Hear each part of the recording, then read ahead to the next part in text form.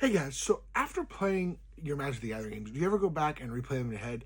Maybe in CDH, especially if you're playing in tournaments or things like that, whether it's Commander, Standard, whatever. Do you ever go back and replay your matches in your head to try to think of what you could do better, what you could change? Well, welcome to Weekend Recap. Again, I told you this weekend I was at SCGCon Charlotte, competed in the CEDH event on Saturday. And I kind of want to recap, at least this next week, a couple of the matches in my head and going over them with you guys and telling you a little more breakdown. Ideally today I want to go over my first match, which kind of set the tone for the rest of the tournament for me and everything. And I've been thinking about the entire match for the last 2 days and realized there's some things I probably should have did better.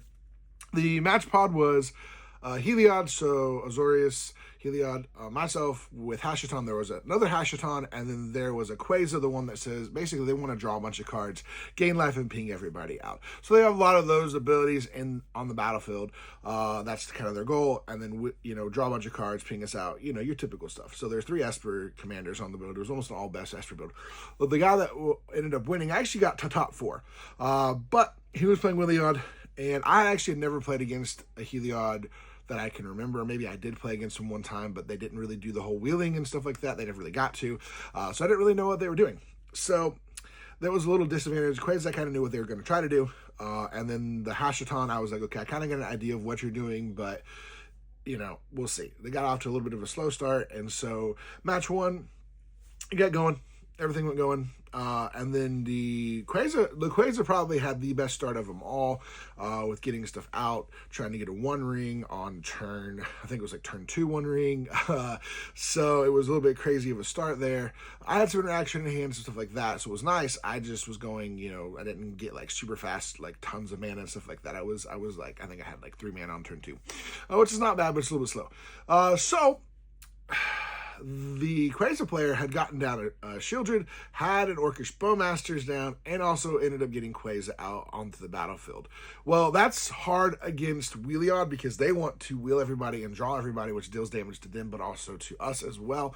And then that person gains life, and basically you start doing that stuff, they would, basically give the game to the Quasar player. And so basically what ended up happening, we went around and the Heliod player just kind of passed the turn to myself.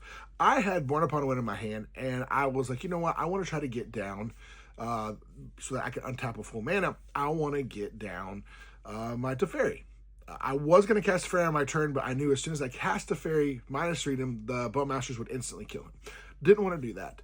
So I said, okay, I will do it on this turn. Well, in response to that, the Heliod player's like, oh, this is going to mess me up. I can't play the game. I can't win the game. So basically tried to get the Quasar player to be like, look, I'm going to cast a wheel. Because I got to dig for an answer because we don't want the Fairy to come down. Trying to convince him that I was going to try to win on my turn, which I was not. I had no way to win on my turn.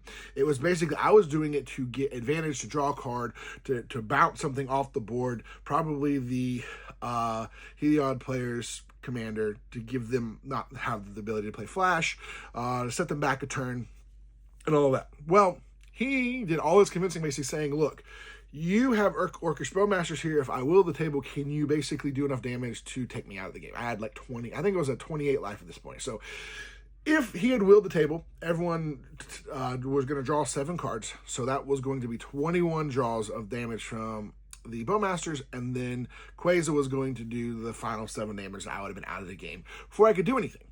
I tried to convince the player saying, look, if you get me out of this game, if you take me out, you are losing 1 less player that's going to be able to stop the Heliod player. The guy across from the Hashtone player, he had nothing. He even said he had nothing at the moment. He had no interaction, nothing to help.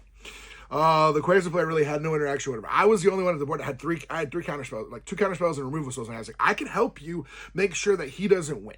Well, she didn't listen to me, listen to the Heliod player. And so I wanted to get rid of, I had a Deadly Relic in hand. I wanted to get rid of the Heliod at this point. And I could also countered the Time Twister that was on the board. But instead, I had to kill the Orcish Bowmasters, because if not, I would have died. The only reason, and I go back and I kick myself about it, so I removed the Orcish Bowmasters to save my life, but left the Heliod on the board. He had a Smothering Tithe as well, was willing us all, was going to get it, but at the time, he already had a bunch of mana anyways. He already had like 20, like, outside of treasures, he had like 10 mana on board. So he was already pretty set and pretty good spot where he was to kind of cast whatever he wanted after he willed us. I wanted the will to go off because in my hand I had 2 counter spells and then that was it. Like I was done. Like I had like 2 counter spells and maybe like one other draw. I had no creatures. I was like, well, if I get the right thing, I can kind of just win.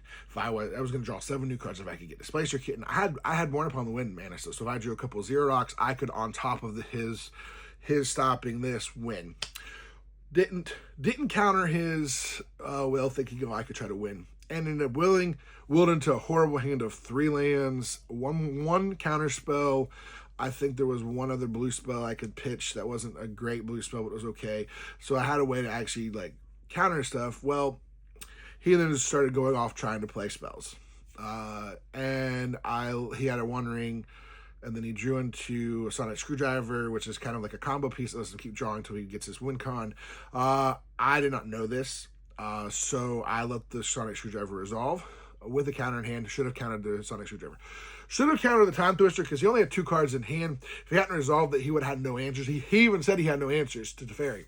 So going back, I made some mistakes, but also I was a little frustrated because when people make deals, and I understand sometimes you have to make deals.